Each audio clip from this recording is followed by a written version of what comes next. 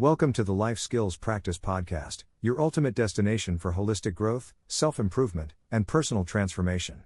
I'm Life Skills Practitioner, and I'm thrilled to have you with us today on this incredible journey towards a balanced, fulfilling life. In each episode, we'll dive deep into practical strategies and actionable insights to help you unlock your full potential. Whether you're here to improve your productivity, boost your emotional wellness, or create a healthier lifestyle, you're in the right place.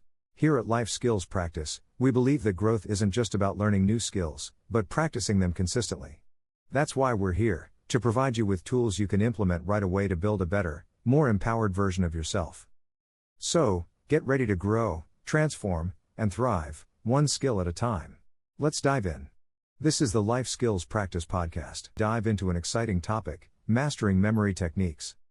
Memory isn't just about recalling facts or remembering names, it's about unlocking your brain's potential to retain and use information effectively in your daily life. So whether you're a professional juggling multiple tasks, or someone simply looking to sharpen your memory skills, this episode is packed with practical tips and actionable insights just for you. Ever find yourself wishing your memory was just, a little bit better? Like effortlessly remembering names, or nailing those presentations without the pre-show jitters. Oh, absolutely. It's a common thing, wanting to sharpen that mental edge. Yeah. And the cool thing is, it's not about being some memory superhero. It's about understanding how our brains work and giving them the tools to, rock it even harder. So today, we're going deep on memory mastery, digging into some seriously cool techniques, both the tried and true and the cutting edge, straight from the experts. Yeah, it's amazing what our brains are capable of when you think about it. They're constantly taking in so much information, sorting through it all, and holding on to what matters. But we can actually train them to be even more efficient at that whole encoding, storing, retrieving thing. Right, it's like we can actually upgrade our memory. And the tools are out there. It's pretty wild. Like the Memory Palace. Ever heard of that one? Yeah. It's been around forever. Ancient orders to like those memory championship folks we see nowadays. The Memory Palace. Also known as the method of Loci, it's all about tapping into our natural spatial memory. Think about how easily you can move around your own home, even in the dark. This technique uses that same awareness, but for remembering information. So instead of stuffing facts into my brain, I could visualize them in a familiar space. My house, maybe? Exactly. Say you have a grocery list. Milk, eggs, bread. Instead of repeating it over and over, picture walking through your house and putting those items in very specific, memorable places. Like, imagine milk spilling all over your kitchen counter. Okay, got the milk. Spilled everywhere. Definitely memorable. Then maybe eggs cracked open on your living room couch. Oh, that's rough. I can see it. And a giant loaf of bread, blocking your bedroom door. Okay, I am getting hungry just picturing this. But why does this work so well? It's definitely way more interesting than a plain old list. Because it turns words into a visual story. Yeah. And our brains are just wired to remember images and spatial relationships better. So the crazier those images, the better I remember them. Oh, for sure. And the more you practice mentally walking through your memory palace, the stronger those connections become. It's like creating a mental pathway. So it's not just one-time visualization. It's about going back and making those pathways super strong.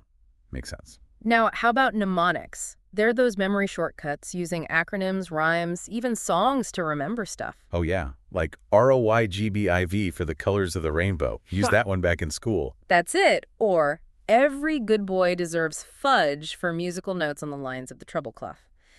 By turning it into a phrase or an acronym, it's way easier to recall. So it's about taking something tough to remember and making it catchy, relatable, making it stick. Exactly. The more personal, the more engaging, the better it'll stick. You can even invent your own, make them funny or outrageous. I like that. Make it your own. It's like taking ownership of the information, Now, another good one is chunking. Super useful for remembering lists of numbers or items. Chunking, tell me more. Well, our short-term memory has limits. We can only hold so much at once. It's why phone numbers are broken into chunks, makes them easier to handle. So instead of remembering 10 digits all at once, we break it down into those smaller bits. That's the idea. Grouping things into meaningful units helps us work around those short-term memory limits and remember the whole thing. So it's like taking a big chunk of information and making it bite-sized, something our brains can chew on easily. Great analogy. And it's not just for numbers. Chunking works for historical dates, even learning languages. That's handy to know.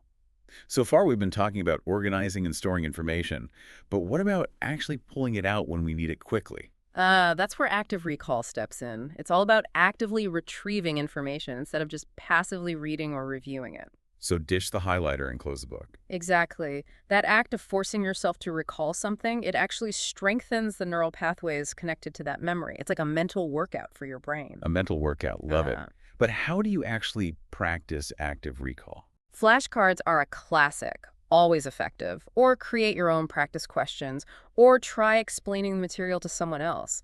That really forces you to organize your thoughts and solidify what you know. Makes sense. The more we engage with it, the better we remember. Now, there's one technique I'm curious about. It involves storytelling. Oh, storytelling. Our brains are hardwired for it. We love narratives. They're much easier to remember than just isolated facts. So instead of remembering a random list of words, I could turn them into a story. Exactly. Say you want to remember dog, book, apple.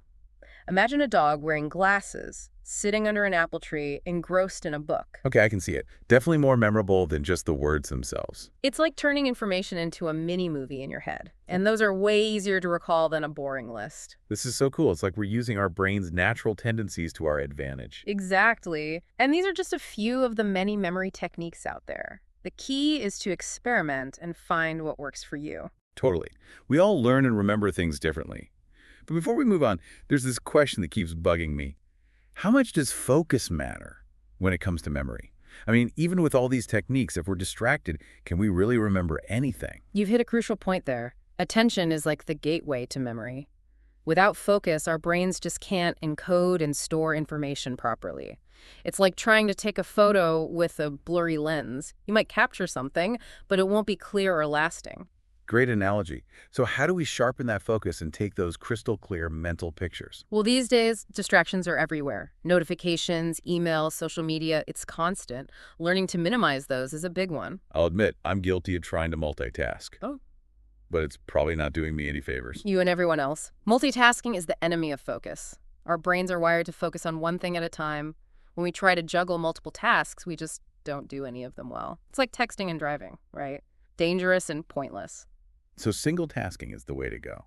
Seems so simple, yet so hard to do. It is simple, and it makes a huge difference. Give your full attention to one task. You'll be amazed at how much you get done and how much better you remember things. I'm definitely going to try to be more mindful of that. Are there any other techniques for improving focus, like mental exercises? Definitely. There's the Pomodoro technique, where you work in focused bursts of 25 minutes, followed by short breaks. It helps stay on track and avoid burnout. So it's like interval training, but for your brain. Exactly. And mindfulness, which can help train your attention and get rid of mental clutter. It's all about being present in the moment, observing your thoughts and feelings without judgment. Even a few deep breaths before starting a task can make a difference. I've been trying some mindfulness meditation, and it does help me feel more centered. It's like cleaning up the mental desktop before getting down to work. That's great. Even those small practices can make a big impact. And a focused mind is a memory-ready mind. This is so helpful. So we're talking about minimizing distractions, single tasking, and techniques like Pomodoro and mindfulness. That's it. And remember, everyone's different. Try different techniques and see what works best for you. The key is to be proactive and intentional about how you approach focus and memory. This has been so enlightening. It's like all these techniques connect and build on each other. But we've been focusing a lot on the mental stuff. I'm curious, does our lifestyle actually impact memory? I mean, do things like what we eat, how much we sleep, and how often we exercise play a role? A much bigger role than you might think. Picture your brain as a high-performance engine. It needs the right fuel and regular maintenance to run its best. So memory techniques aren't enough on their own. We need to take care of our physical health too. Absolutely. It's all connected. Let's start with sleep. We've all felt that foggy, forgetful feeling after a bad night's sleep. Oh, tell me about it. But why does sleep have such a big impact on memory? Well, during sleep, especially deep sleep, our brains are busy consolidating memories, moving information from short-term to long-term storage. When we don't get enough sleep, that process gets messed up, and our memories take a hit. It's like our brains miss their nightly filing session. Everything's left scattered and disorganized. Exactly. That's why those 7 to 9 hours of quality sleep are so important for our brains and memory. So good sleep hygiene is key for good memory. What about exercise? I know it's good for our bodies, but does it actually impact our memory too? More than you might imagine. Exercise increases blood flow to the brain, which means more essential nutrients and oxygen. That helps with everything, including memory. It's like giving our brains a fresh energy boost. Exactly. And aerobic exercise like running, swimming, or cycling is particularly good for memory. Gets your heart rate up and your brain cells firing. So it's not just about building muscles, it's about building brain power too. Right. And there's another cool thing about exercise. It triggers the release of a protein called BDNF, brain-derived neurotrophic factor. BDNF sounds important. What's that do? Think of BDNF as brain fertilizer. It helps neurons grow and survive, especially in the hippocampus, which is super important for learning and memory. So it's helping our brains grow stronger and healthier. Exactly. And the more we exercise, the more BDNF we produce. That leads to better memory and helps protect against age-related decline. Incredible. It's amazing how all these pieces fit together. We've talked about sleep and exercise, but what about food? Does what we eat really affect our memory? Absolutely. The brain uses a lot of energy, and the quality of that energy matters. Just like a car runs better on high-octane fuel, our brains work better when we feed them the right stuff. So what are some of those brain-boosting foods we should be eating? Omega-3 fatty acids are crucial for brain health and memory. You can find them in fatty fish like salmon, sardines, mackerel. Love salmon. Now I have another reason to eat it. Excellent choice. Another important one is antioxidants, which protect brain cells from damage. Berries are full of those blueberries, strawberries. Those are my favorites too. So a healthy diet with lots of fish, berries, leafy greens, is that the way to go? You're getting it. And don't forget nuts and seeds. They're packed with healthy fats and vitamin E, another important antioxidant for the brain. Nuts and seeds are great for snacks. Easy to add to my diet. They are. And one last tip. Stay hydrated. Dehydration can really mess with our cognitive function and memory. So make sure to drink plenty of water throughout the day. Got it. It's really amazing how all these lifestyle factors can have such a big impact on our brain health and memory. I know. It's pretty eye-opening. We've covered a lot today, from those specific memory techniques to the importance of focus, sleep, exercise, and even nutrition. It's all connected. Taking that holistic approach to memory is really the key to unlocking your brain's full potential. I'm feeling inspired to put all these tips into practice. I'm curious, though, what are some of the most remarkable examples of memory mastery you've seen in your research? Are there people out there with truly exceptional memories? Oh, there are. Like those memory champions, they train their brains to do some unbelievable things. Wow. Memorizing whole decks of cards in minutes, recalling tons of random numbers perfectly. That's wild. Almost superhuman. How do they do it? Are they just like born with these super memories? Well, some people might have a natural knack for it, but most memory champions will tell you it's all about technique and tons of practice. They use a lot of what we've talked about, memory palaces, mnemonics, but they take it to a whole other level. So they're like memory athletes, training their brains like you would train your body. Exactly. They build these massive memory palaces, thousands of locations, or create super complex mnemonic systems. It's talent, strategy, and a whole lot of dedication all rolled into one. That's pretty inspiring. Even if we're not aiming to be champions, we can still borrow their methods and improve our own memory, right? Oh, absolutely. Those techniques work in everyday life. Even just incorporating a few can make a big difference. Speaking of everyday life, I've noticed that even with these techniques, my memory still blanks sometimes. Names, dates, appointments, poof, gone. Is that like just a normal human thing? It's completely normal. Forgetting is actually a natural part of how our brains work, even necessary. Really? Why is that? Think about it. If you remembered every single detail of every single day, your brain would be totally overloaded. That's a good point. Like trying to store every email ever, your inbox would explode. Exactly. Forgetting actually helps us prioritize what's important and clean out the mental clutter. It's like a filtering system so our brains can run smoothly. So forgetting isn't always a bad thing. Not at all. In fact, it's crucial for our brains to work right. But of course, there are those times when we forget things we wish we hadn't. Yeah, like an important meeting or a friend's birthday, those are the worst. Definitely. But those memory slips often happen for a reason. Stress, lack of sleep, distractions, they all mess with memory. It's like our brains are saying, hey, I need a break here. Right. And sometimes forgetting just means we didn't really encode that information properly in the first place. Maybe we weren't paying attention, or we didn't use a technique to make it stick. But it's not always a bad memory. It could be a sign that we need to pay more attention or try a different approach. Exactly. That's why it's so important to be aware of how we're learning and to use strategies that really help us form and keep those memories. This has given me a whole new perspective on forgetting. It's not the enemy, it's just part of the process. And by understanding how memory works, we can work with our brains, not against them.